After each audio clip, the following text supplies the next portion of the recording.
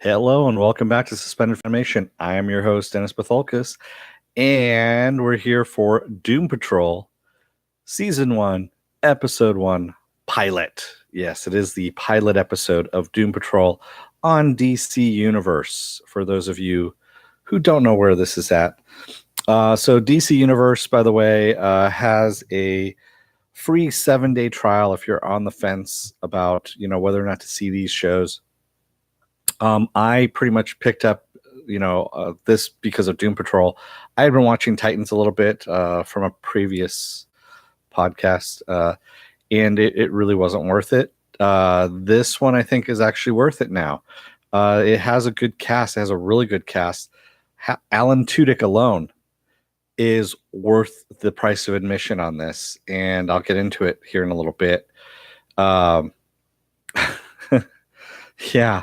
And, yeah, I know, Slurmy. The last free trial you tried was Hulu, and you end up paying for a month. That's kind of weird. Yeah.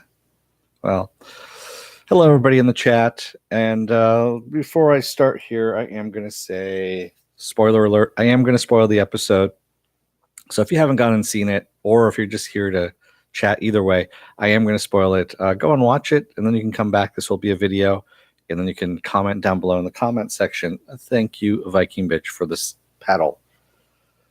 So, Viking Bitch says, so for us non-comic people, what is the show about? Good question. What is this show about? And that is the $24 question right there. It is about a group of misfits, if you will, and how they come together. So, Alan Tudyk's character is the villain.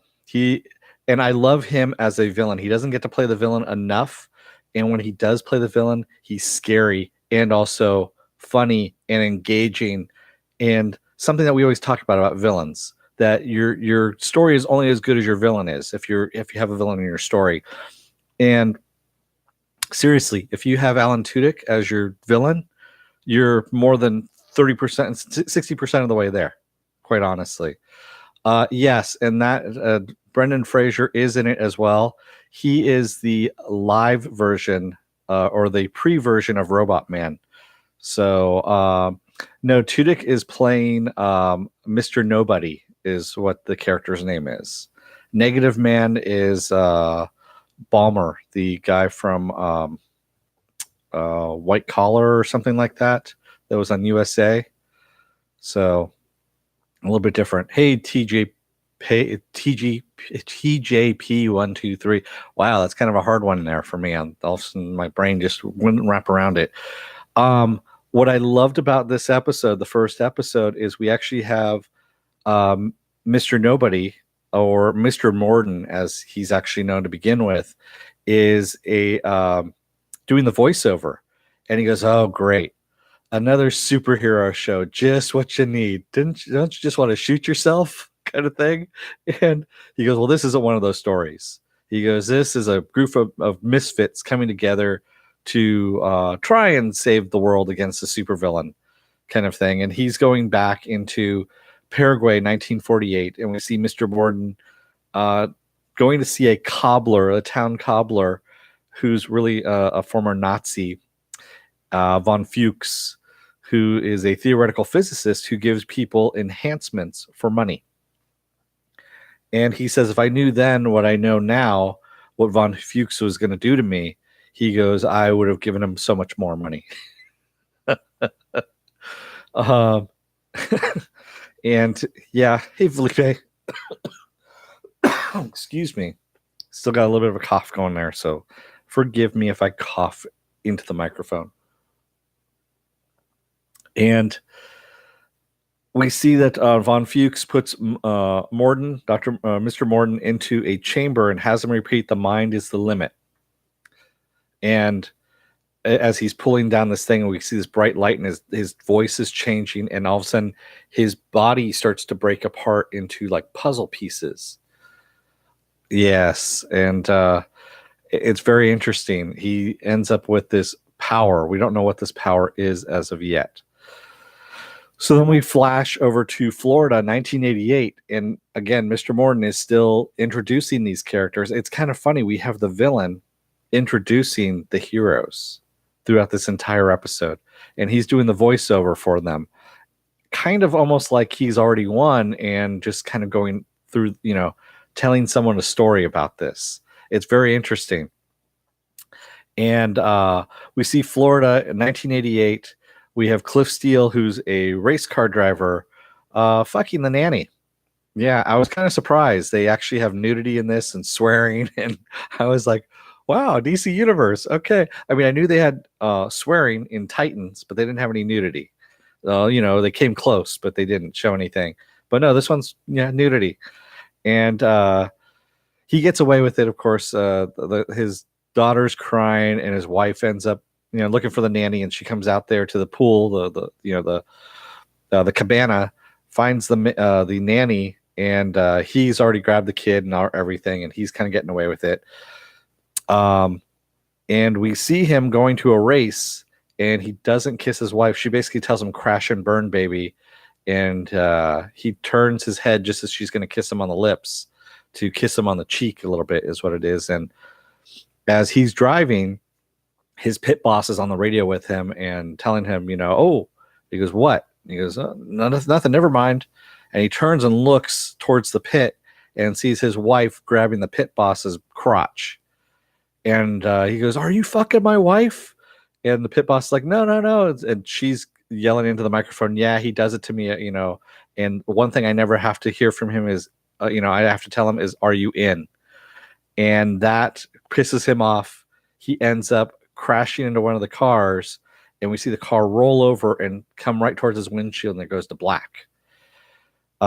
He ends up kind of coming in and out. Remember RoboCop, when Murphy is first being put into the RoboCop suit, and you see him kind of blanking in and out, being turned on and off, turning on and off. That's how we have what's going on with Cliff. We keep seeing Dr.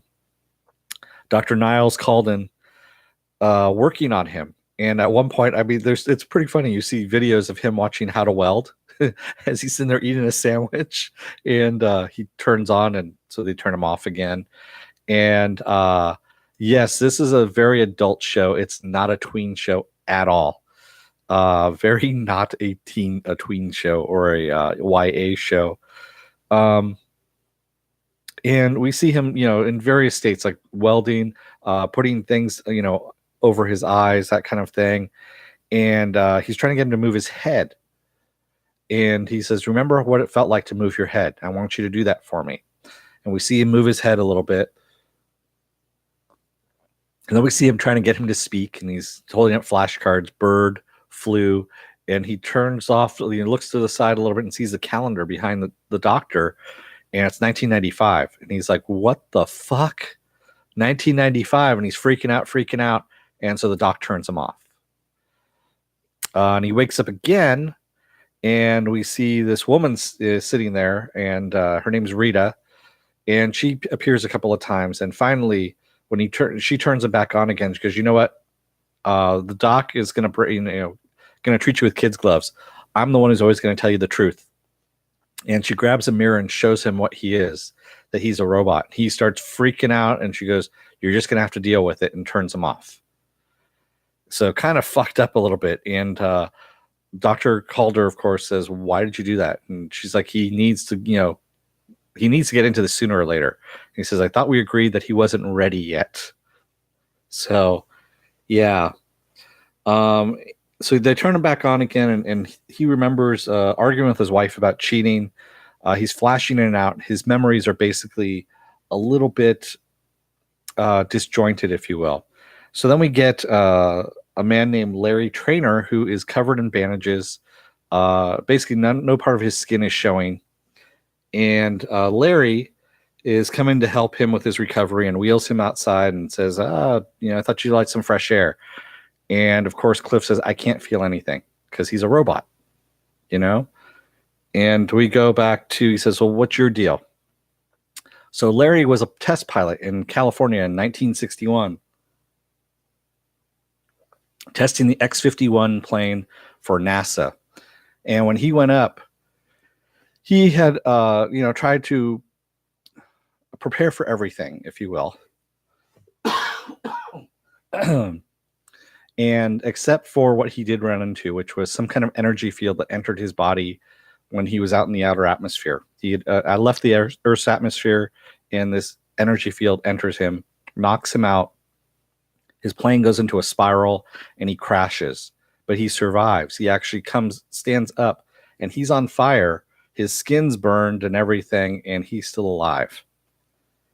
And all this time we have Mr. Morden talking about, he's basically making snide comments about these people in the voiceover. I can't do it justice as to what he was doing because it's just so great. He actually adds so much to it. We see Cliff trying to walk up some stairs. He's, trying to learn how to walk, and he can't do it. He keeps hitting his foot, bumping. And he gets pissed off, because he can't do it. And then he sees his daughter. He has a flash of his daughter sitting there on the stairs, and ends up talking to Chief about this. And Chief says, Chief is actually Dr. Calden. That's what they call him, as Chief. And Chief says, it's good that you're seeing your daughter. It means your memories are starting to become less fragmented, and you're starting to remember things. And he basically says, really, you should be able to walk. There's no reason why you shouldn't be able to walk. And yeah, it is some really tough love stuff that they were doing there. It was, there's some other shit that happens a little bit later on here too that equally is weird. So basically, Doc is, Chief is telling him that his own brain is holding him back. He's his own limitation. So he's sitting down. Cliff is sitting down watching himself race on old tapes. And Rita says, "Is this what you all did? You just kept going around and around and around in a circle?" He's like, "Yeah, because I heard you were in movies. She's film." And he says, "So what's your deal?"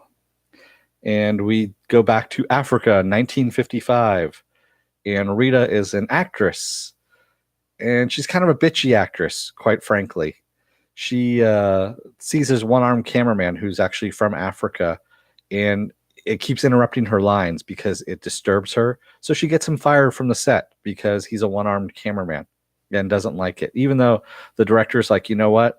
We'll cover him up, that kind of stuff. So it's not so disturbing to you. Nope. She wants him off the set. And of course, this pisses off, everyone on the set because they actually like the guy. So she's filming a scene, and she's supposed to walk out onto this lake, this platform on the lake, basically a little pier.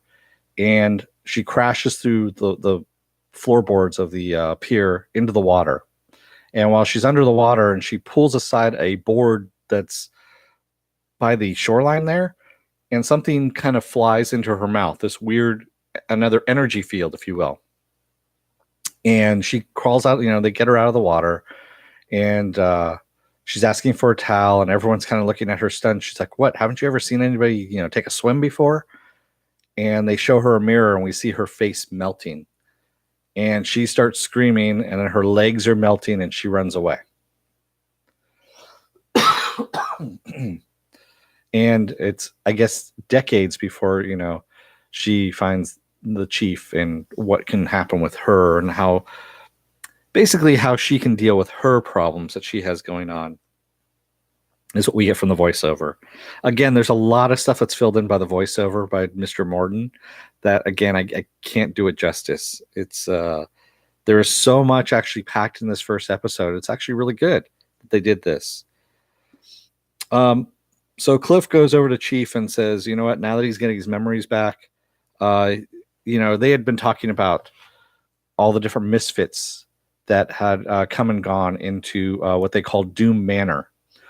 And some stay, some come and go as they please." He goes, "But, most of the time, these people have a hard time outside in the real world." And Cliff comes to Chief and goes, "You know what?" He goes, "I think I'm good now." He goes, "I'm going to go out and go and get my wife and daughter back." Because, and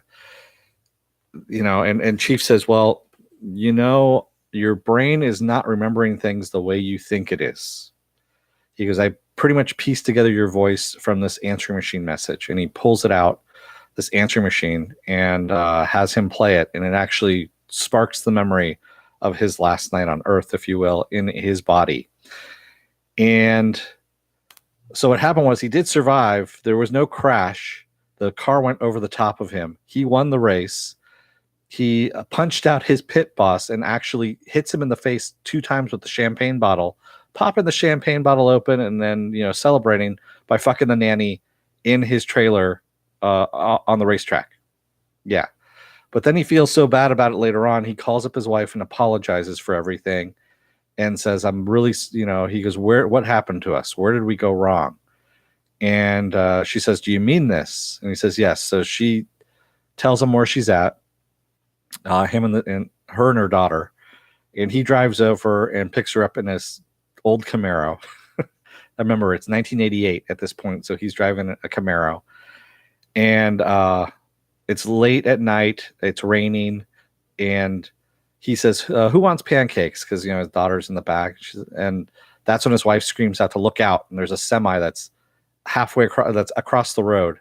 And the roof of the car comes off. And that's when he remembers that his wife is dead and his daughter is dead as well. He's the only one that survived. Yeah. Yeah, there is no Hallmark card for Sorry I Fucked the Nanny. There really isn't. So, yeah, so that is the bad thing there, is that he's the only survivor. His family did not make it. He freaks out, of course, and screams. And yes, I did say pancakes. So he ends up kind of in a catatonic state for a long period of time. He stands in his room, not really moving. And we see Larry brings him in a racetrack, some cars with, the slot racers. Excuse me. And they start building out this entire room of nothing but slot cars. And it's really kind of cool. And as the years go on, we get up to 2019, and we have another visitor that shows up. Her name is Crazy Jane. But they call her Crazy Jane because she has multiple personalities. And these multiple personalities can be assholes, like Hammerhead. Hammerhead shows up and wants to know who this robot guy is, and grabs his crotch and everything, and wants to go into his man cave, and basically being a dick. And robot, Cliff calls her on it and says, you're kind of a douchebag. And she's really, Hammerhead is being really kind of douchey. So later on, she's outside painting, and Cliff comes out there to go and meet her, and it's Jane now. And she's like, who the main personality is supposed to be. She says, yeah, Hammerhead told me about you, Robot Man, that you came out. And so I'm Jane, and they're talking a little bit, and it's a very interesting show, Viking Bitch. It's very, very interesting.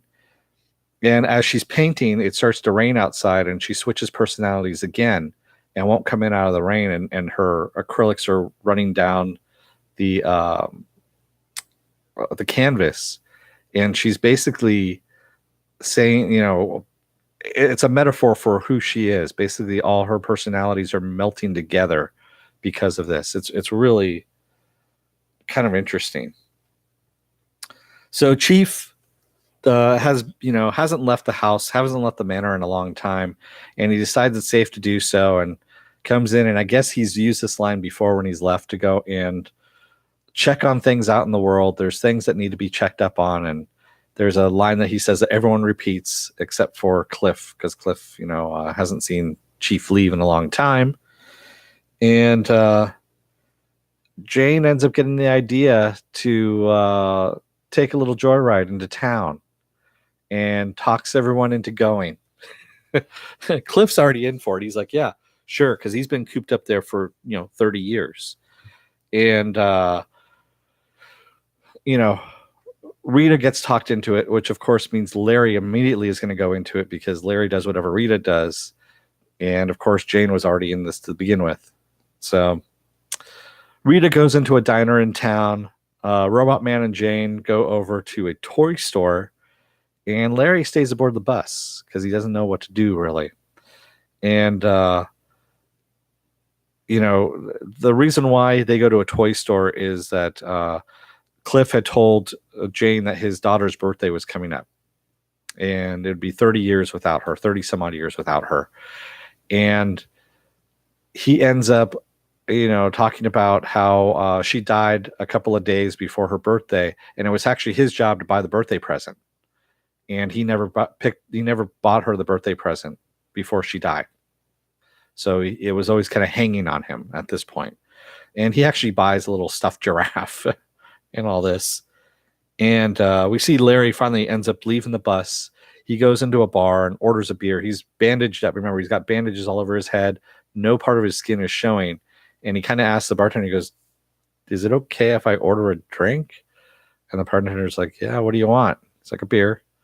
So he's sitting there at the bar with his beer. Rita is talking to the waitress, who says, the waitress says, "You look just like this actress from the 50s.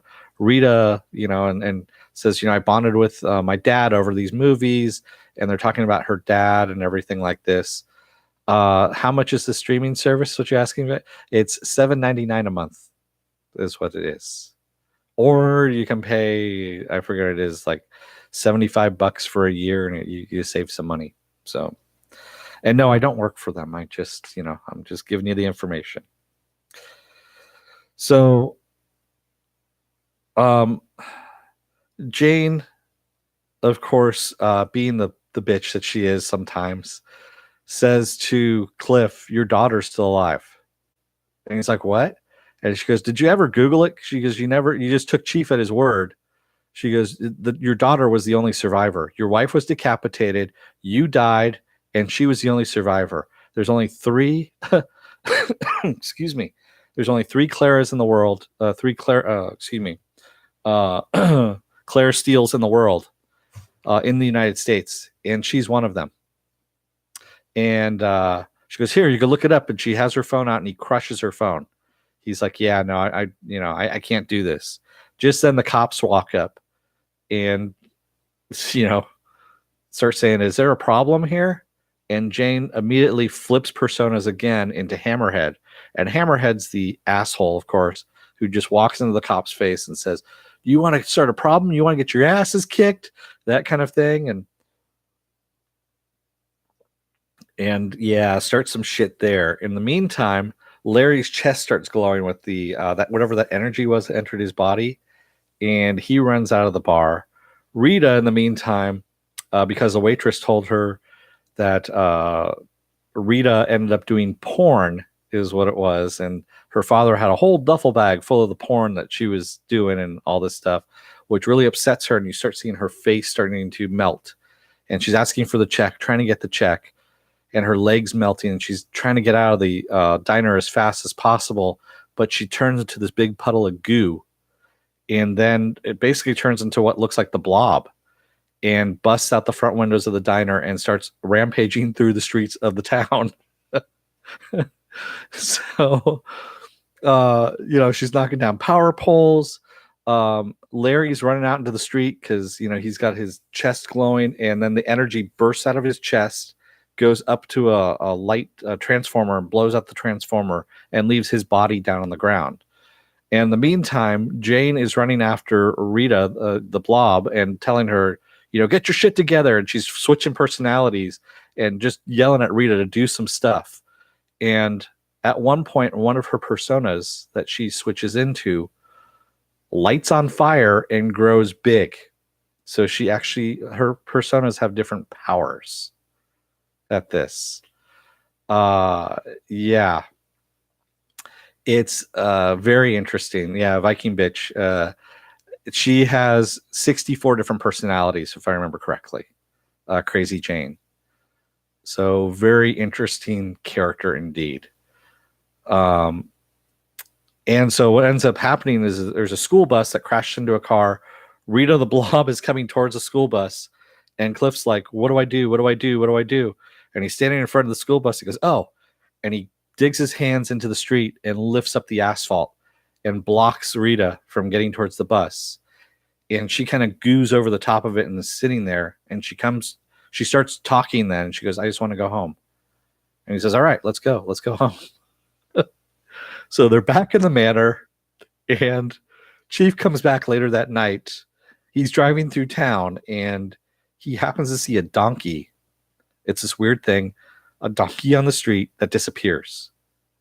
And he has this strange look on his face, like, what the fuck?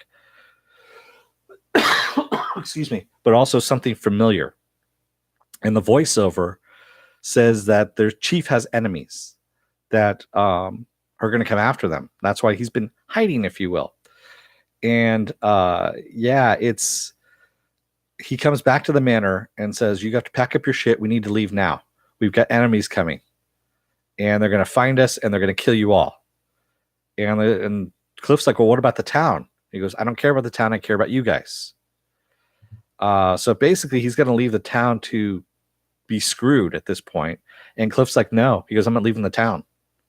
And, Larry's like, I'm riding shotgun with the doc.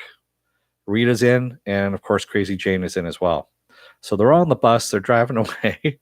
And Rita is like, I think I made the wrong choice. She goes, I think we should turn back. Rita, what do you think? And Rita's like, yeah, I guess we should. We should turn back.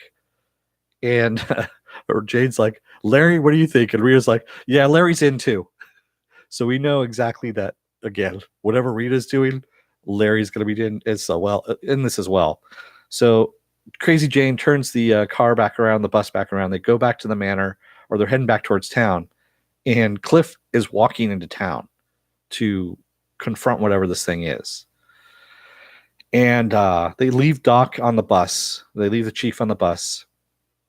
And who happens to appear on the bus behind him but Mr. Nobody, or Mr. Morden,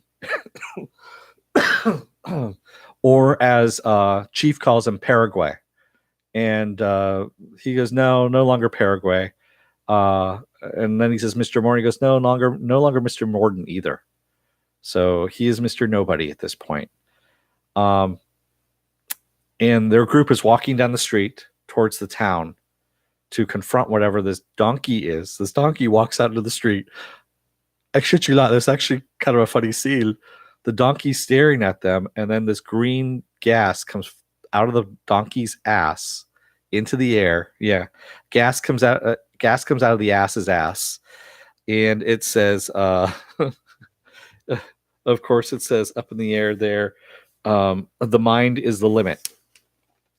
And then it walks away, and after it walks away, we hear Mr. Nobody says that your team is going to die.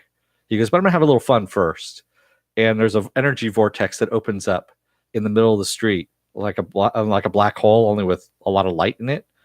And Cliff, of course, goes, what the fuck? And that's where we end the episode. So, yeah, it is really good. I mean, really damn good.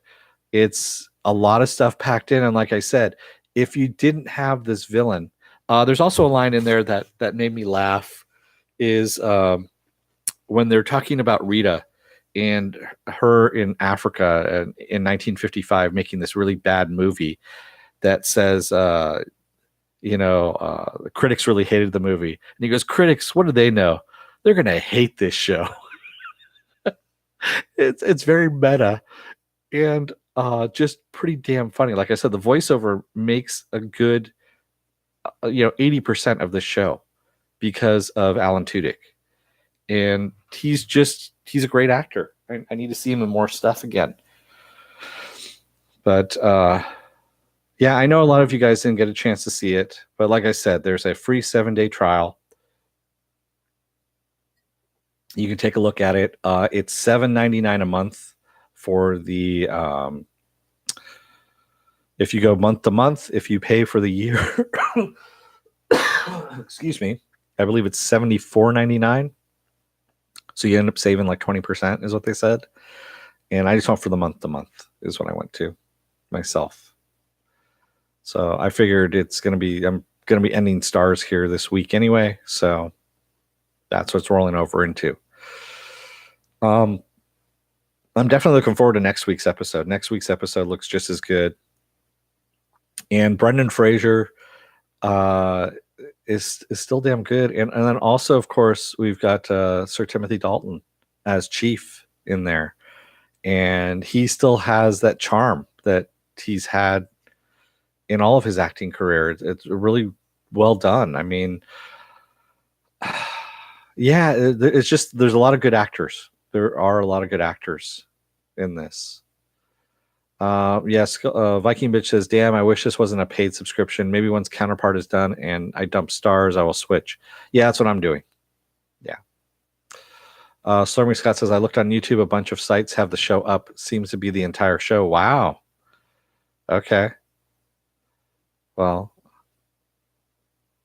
I don't tell you where to go and look for it. You guys know where to go and look.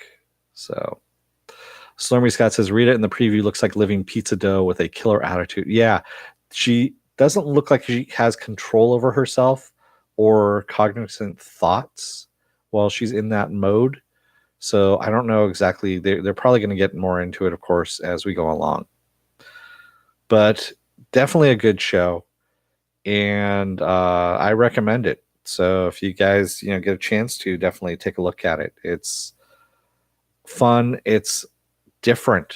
I mean, it's a different kind of superhero show, I guess you can say. I don't even know if it's really a superhero show. It's kind of more and like I said, there's swearing, there's nudity. It doesn't look like there's anything off limits on this one, which is kind of fun, to tell you the truth. I wish Marvel would actually take a little hint on this one, and hopefully they do that for whatever they have planned for Disney Plus or D Plus for their shows there, because God knows Agents of S.H.I.E.L.D. isn't going to get any better. So with that said, if you like what you see here, you can hit the subscribe button. Also, you can hit the like button. Or if you don't like what you see, hit the dislike button. Either way, if you want to know when I'm going to be coming up live, I know this. I started this stream a little bit 15 minutes before I was going to do it, because I was watching. I had a little trouble signing up on the DC Universe site there, so that was taking a little time for me to do that. And I missed my 6:30 start time and had to push it 15 minutes out. Stormy Scott says, "If anyone figures out how to watch the show, leave a comment or let me know somehow. I think I would like to see it."